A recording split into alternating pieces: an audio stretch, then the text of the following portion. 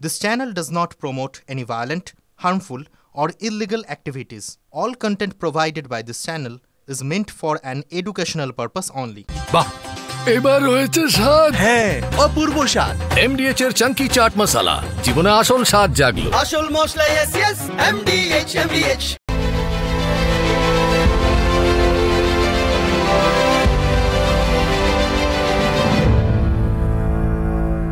প্রত্যেকের একটা নিজস্ব ধর্ম আছে, নিজস্ব ভাষা আছে। পুজোতে কোনো সমঝোতা হবে না, পুজোতে সেকুলারিজমের কোনো স্থান নেই।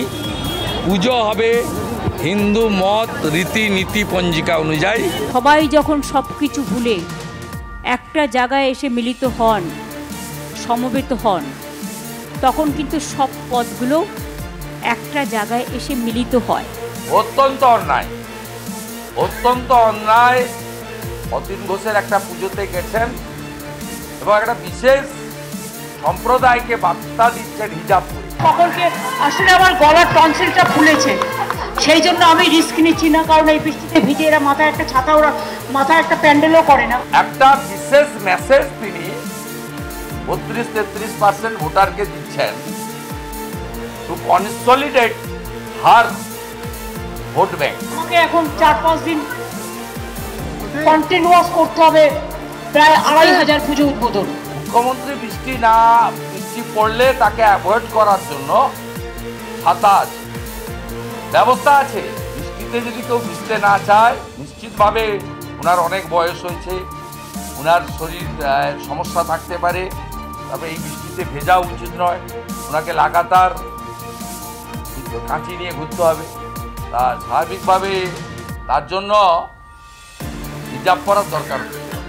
আসলে আপনারা জানেন আমি হাঁটতে এবং এ করতে খুব ভালোবাসি, কিন্তু আমার কাল থেকে গলাটা একটু ফুলে গেছে, সেই জন্য আমি ভয় পাচ্ছি যদি জ্বর টর হয়ে যায় তাহলে। কখন আমার জ্বর হয় না। আমার প্রায় 3000 পুজোর উদ্বোধন আছে। এখন মুখ্যমন্ত্রী পুজোকে সব থেকে বেশি পলিটিসাইজ করেছে। বাঙালির পুজো পলিটিসাইজ হওয়ার কথা ছিল না, কিন্তু মুখ্যমন্ত্রী সেটা করে দিয়েছে। আমরা চাই না যে পুজোকে কেন্দ্র করে কোনো পলিটিক্স হোক। উনি পিতৃপক্ষেই দেবী পক্ষের সূচনা করে দিয়েছেন। এটা হিন্দু বলেই সম্ভব।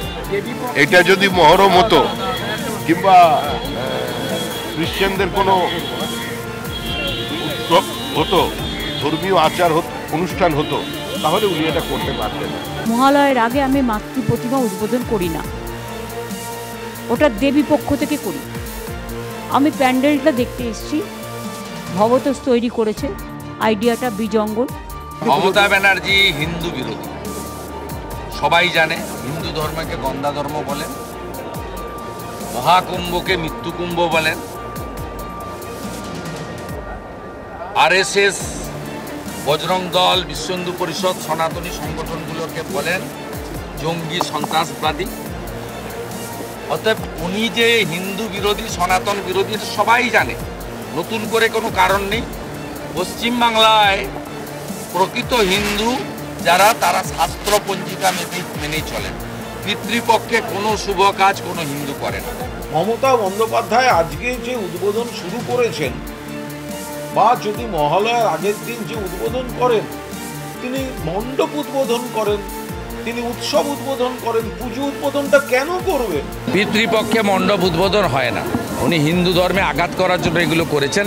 একটা বিশেষ সম্প্রদায় ভোট ব্যাংকে বার্তা দিচ্ছেন এবং মাথায় হিজাব পরেছিলেন। বৃষ্টি পড়লে ছাতা দেওয়া যেত, তার জন্য হিজাব লাগতো। মাতৃতর্পণের আগে আমি পূজা মাতৃমূর্তি উদ্বোধন করি না, মহালয়ার দিন থেকে করি। আজকে আমি প্যান্ডেল উদ্বোধন হিসেবে এসেছি। আজকে উনি যেটা করছেন এটা হিন্দু ধর্মের অপমান। বরাবরই করে আসেন, প্রকাশ্যে করেন। বিধানসভার ফ্লোরে বলেন মহাকুম্ভ নয় মৃত্যুকুম্ভ, প্রকাশ্যে বলেন হিন্দু ধর্ম নয়, ওটা গন্ধা ধর্ম। একমাত্র ব্যক্তি যিনি রাম মন্দির উদ্বোধনের দিন মিছিল করেন, তিনি পুজো উদ্বোধন করেন না। পুজোটা তো ষষ্ঠীতে বোধন হবে, পঞ্চমী অবধি সেখানে কোনো পুজো উদ্বোধন কারুরই হতে পারে না। মমতা বন্দ্যোপাধ্যায় আমাদের যে হিন্দু ধর্মীয় রীতিনীতিকে বদল করে হিন্দু ধর্মের অনুষ্ঠানকে কালচারাল অনুষ্ঠানে পরিণত করতে চান। মমতা বন্দ্যোপাধ্যায় তিনি 100 বার হিন্দু, ব্রাহ্মণ ঘরের কন্যা, কিন্তু তিনি সব ধর্মকে সম্মান করেন, ভালোবাসেন। একটাই কথা বলবো, জাগো হিন্দু জাগো। সুরাবর্দী মোহাম্মদ আলী জিন্নার অসম্পূর্ণ কাজ এই মহিলা করছেন। দয়া করে ধর্ম নিয়ে মমতা বন্দ্যোপাধ্যায়কে আক্রমণ করবেন। এখানে এই মুসলিম লীগ 2 সরকারকে পরাস্ত করুন, যাতে 26 সালে এই ধরনের মুখ্যমন্ত্রী না থাকে যে পিতৃপক্ষে গিয়ে কাঁচি নিয়ে ঘুরে বেড়াবেন। নানা ভাষা, নানা মত, নানা পরিধান, বিবিধের মাঝে দেখো মিলন মহান। এইটা স্বাধীনতারও গান, নবজাগরণেরও গান, দেশেরও গান, বাংলারও গান। পিতৃপক্ষেই পুজো নিয়ে একেবারে শিয়ানে শিয়ানে টক্কর যাকে বলে। আসলে ভোটের আগে এটা শেষ পুজো, ভোটের পুজো হবে সেটা বিলক্ষণ বোঝা যাচ্ছে। মানে এ পুজোকে কেউ ছাড়তে নারাজ। গতকাল মণ্ডপ দেখতে গিয়েছিলেন, আজ থেকে পুজো উদ্বোধনে নেমে পড়লেন মুখ্যমন্ত্রী। ঠিক সেদিনই আরএসএস এর পূর্ণ গণবেশে কেন্দ্রীয় মন্ত্রী সুকান্ত মজুমদারকে দেখা গেল বিরোধী দলনেতা শুভেন্দু অধিকারীকে। সংঘের শতবর্ষের সবচেয়ে গুরুত্বপূর্ণ জমায়েতটি বিজয়া দশমীতে হবে, কিন্তু রাজ্যে সে জমায়েত মহালয়াতেই সেরে নেওয়া হলো। পূর্ণ গণবেশে পথ সঞ্চলনের মধ্যে দিয়ে শেষ হলো শতবর্ষের একত্রীকরণ কর্মসূচি। দেখছেন, সেই ছবি দেখছেন। অন্যদিকে বইয়ের বাজারেও কিন্তু ওই যাকে বলে টক্কর, তা দেখা গেল। দেখুন, আজই তৃণমূলের মুখপত্র জাগো বাংলার উৎসব, সে উৎসব সংখ্যা প্রকাশ করলেন মমতা বন্দ্যোপাধ্যায়। আর আগমনের শারদিয়া মানে প্রদেশ পত্রিকা উদ্বোধনে ছিলেন বিজেপি রাজ্য সভাপতি শ্রমিক ভট্টাচার্য। আইসিসিআর শ্রমিকের পাশে কবি বিনায়ক বন্দ্যোপাধ্যায়কে দেখা গেল। আর নজরুল মঞ্চে মুখ্যমন্ত্রীর লেখা ও সুর দেওয়া গান নিয়ে হাজির এক ঝাঁক তারকা। আগে আমরা যখন ছোট ছিলাম তখন দুর্গাপুজো মানে মূলত 4টে দিন ছিল, সপ্তমী, অষ্টমী, নবমী, দশমী।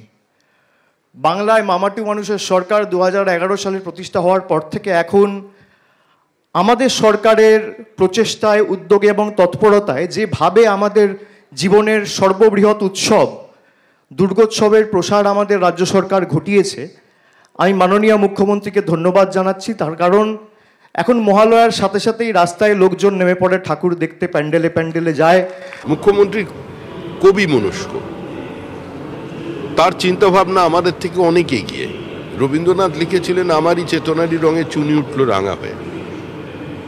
আমাদের মুখ্যমন্ত্রী চেতনার রঙে যদি পিতৃপক্ষে দুর্গাপুজোর উদ্বোধন তিনি করেন, মাতৃবন্দনা করেন, এর মধ্যে অন্যায়ের কি আছে? ঠিকই করেছেন। বাংলায় যত ক্লাব রয়েছে প্রত্যেকটা ক্লাবকে প্রায় রাজ্য সরকারের এই অর্থনৈতিক প্রতিকূল অবস্থার মধ্যেও তিনি প্রত্যেকটা ক্লাবকে 1,10,000 টাকা করে সাহায্য সহযোগিতা করেছেন, বাঙালির সর্ববৃহৎ উৎসবের প্রসার ঘটিয়েছেন। আমি তাকে ধন্যবাদ জানাচ্ছি, কৃতজ্ঞতা জানাচ্ছি। প্রশ্নটা অনেকে এটা তুলছেন যে এইটা ওই হিন্দুদের দুর্গা ঠাকুর বলে করতে পারলেন, মহরমের দিন পাল্টাতে পারবেন? ওই যে ওদের চাঁদ ওঠার একটা ব্যাপার আছে, ওখানে যদি চাঁদটা ঠিকঠাক না দেখা যায়, মুখ্যমন্ত্রী কি চন্দ্রোদয় ঘটিয়ে দিয়ে অনুষ্ঠানটা এগিয়ে নিয়ে এসে পারবেন? ববি হাকিম তো বলে বেড়াচ্ছে 50% লোককে উর্দুতে কথা বলতে হবে।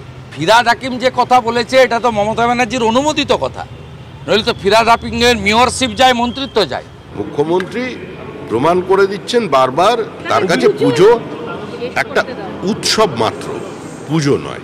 যারা বাংলাকে ব্যঙ্গ বিদ্রুপ করে বাংলার মাটিকে কলুষিত করতে গত 4-5 বছর আগে বাংলাকে অপমানিত করে বলে গেছিল বাংলায় দুর্গাপুজো হয় না, আজ থেকে ঠিক 3 বছর আগে আমাদের রাজ্য সরকারের এই প্রচেষ্টাকে ইউনেস্কোর ইনট্যাঞ্জিবল কালচারাল হেরিটেজের মতো বিশ্ব দরবারে বিশ্ববন্দিত করে স্বীকৃতি দিয়েছিল মমতা বন্দ্যোপাধ্যায়ের সরকারকে। এটা আমাদের কাছে, প্রত্যেকটা বাঙালির কাছে বাড়তি প্রাপ্য এবং পাওনা। এখন দেখা যাচ্ছে বিহার থেকে শার্প শুটাররা এখানে চলে আসছে, উত্তরপ্রদেশ থেকে আসছে। তার কারণ হচ্ছে এটা এখন দুষ্কৃতীদের রাজ্য বলেই দুষ্কৃতীরা মনে করছে। তারা মনে করছে সরকারটা তাদের সরকার। দুষ্কৃতী আসছে, রোহিঙ্গা আসছে, বাংলাদেশি অনুপ্রবেশকারী আসছে, বাংলাদেশের দুষ্কৃতীরা আসছে, ISIS আসছে। ভারত বিরোধী কার্যকলাপের একটা ঘাঁটি আস্তে আস্তে পশ্চিমবঙ্গ হয়ে যাচ্ছে। আমি তো শিল্পী নই, আমি ছোটোবেলায় কিছু কিছু করেছিলাম, আমি কথা দিই সুর দিই, কিন্তু গানটা শিল্পীরা গায়, আমি শিল্পী নই সে অর্থে। জাগো তুমি জাগো, জাগো দুর্গা, জাগো দশ প্রহরণধারিণী, অভয়া শক্তি বল প্রদায়িনী, তুমি জাগো জাগো, তুমি জাগো মাগো, তুমি মাগো। জাগো বাংলার অনুষ্ঠানে গাইলেন, কিন্তু রাজনীতির কোনো কথা বলেননি মুখ্যমন্ত্রী। দেখলেন আপনারা সেটা? কিন্তু ঝড়ের গতিতে পুজো উদ্বোধনের সঙ্গেই বারবার বারবার রাজনীতির কথাটাও কিন্তু জুড়ে দিলেন। জাতির উদ্দেশ্যে ভাষণে প্রধানমন্ত্রী জিএসটি সংস্কারের কথা বলতেই মুখ্যমন্ত্রী একেবারে খড়গহস্ত। नवरात्रि के पहले दिन से देश आत्मनिर्भर भारत अभियान के लिए एक और महत्वपूर्ण और बड़ा कदम उठा रहा है। 22 सितंबर को सूर्योदय के साथ ही नेक्स्ट जनरेशन जीएसटी रिफॉर्म्स लागू हो जाएंगे। জিএসটি নিয়ে আজকে কেউ কেউ বড় বড় ভাষণ দিচ্ছেন, আমি একটা কথাই বলি, এই যে ইন্স্যুরেন্সের থেকে টাকা, এই জিএসটি কমানো না থাকা, এটা ফার্স্ট চিঠি আমি লিখি। हर राज्य को विकास की दौड़ में बराबरी का साथी बनाएंगे। মানুষের খুব কষ্ট হচ্ছিল, কিন্তু এর জন্য ক্রেডিট কার্ড জানেন, যারা ভাষণ দিচ্ছে তাদের নয়, ক্রেডিট হচ্ছে রাজ্যের। रोजमर्रा के इस्तेमाल की ज्यादातर चीजें और सस्ती हो जाएगी, या तो टैक्स फ्री होगी या फिर केवल 5% टैक्स देना होगा। এর জন্য আমাদের রাজ্যের কত লোকসান হচ্ছে জানেন? আমাদের রেভিনিউ আর্নিং যা দিয়ে আমি ধরুন কখনো লক্ষ্মীর ভান্ডার করি, কখনো বিনা পয়সায় রেশন দিই, কখনো কৃষক বন্ধু দিই, কখনো সাইকেল দিই, কখনো ট্যাব দিই, শুধুমাত্র ইন্স্যুরেন্সের আমরা বলেছি কোনো প্রিমিয়াম যেন বাড়ানো না হয়, এবং ওইটার জন্যই আমাদের রাজ্যের রেভিনিউ লোকসান হচ্ছে 900 কোটি টাকা, আর বাদ বাকি নিয়ে প্রায় 20,000 কোটি টাকার কাছাকাছি। वन नेशन वन टैक्स का सपना साकार हुआ। কেন্দ্রীয় সরকারের কোনো কন্ট্রিবিউশন নেই ভাষণ দেওয়া ছাড়া, টাকাটা কেটেছে রাজ্যের জিএসটি থেকে। जीएसटी कम होने से अब देश के नागरिकों के लिए अपने सपने पूरे करना और आसान होगा। আমি চাই আপনারা আরো পান, তাতে রাজ্যের সব কেটে নিলেও আমার কিছু যায় আসে না, মানুষ সুফলটা পাক। नागरिक देवो भवः,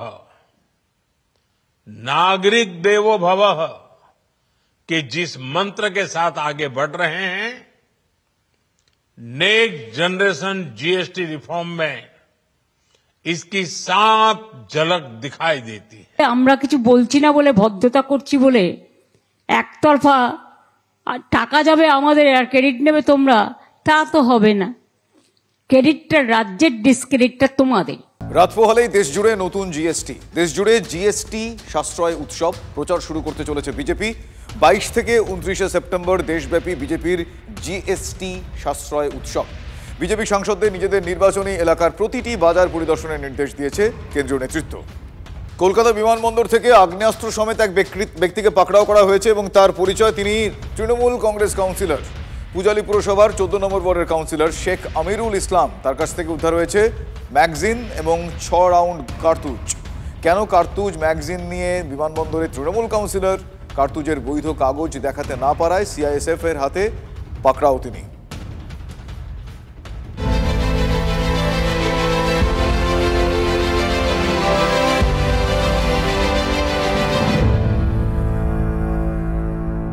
MDH চানা মশলা, এখন ছোলা হোক বা বরবটি দানা, সাদা চানা হোক বা কালো, সব রান্নাই হবে অসাধারণ।